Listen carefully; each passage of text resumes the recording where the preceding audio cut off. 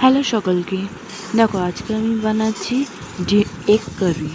ঠিক আছে, এটা বাঙালিদের খুব কম তেল মশলা দিয়ে রান্না। ঠিক আছে, এমনিতে আজকের ডেটে সবাই তেল মশলা কমই খায়। তা আমারও একটা ছোট্ট চেষ্টা। দেখো, পেঁয়াজ রসুন আদা বাটা লবণ হলুদ মিষ্টি সব দিয়ে দিলাম। তার মধ্যে আমি মশলাটাকে ভালো করে নাড়িয়ে নিলাম। ঠিক আছে, তারপর এর মধ্যে দিয়ে দিলাম সেদ্ধ করা ডিম আর আলু। ঠিক আছে, ওটা দিয়ে ভালো করে কষাচ্ছি যতক্ষণ ওই মশলার মধ্যে থেকে যেন তেল যতক্ষণ ছাড়বে না ততক্ষণ ওটাকে নাড়াতে থাকবো। ঠিক আছে, নাড়াতে নাড়াতে যখন দেখো এখন পুরোটা মশলার মধ্যে ওই ডিমের মধ্যে পুরো মশলাটা লেগে এসছে, তখন ওর মধ্যে এখন আমরা পরিমাণ মতো জল দিয়ে দেবো।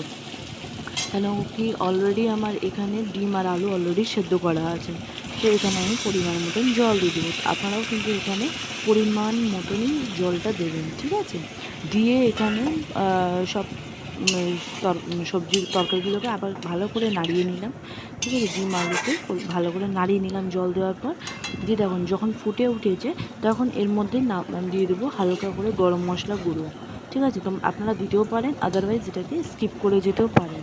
আমার কাছে শেষ হয়ে গেছিলো, আমি দিতে পারিনি। অবশ্যই পছন্দ like comment share and subscribe to the channel.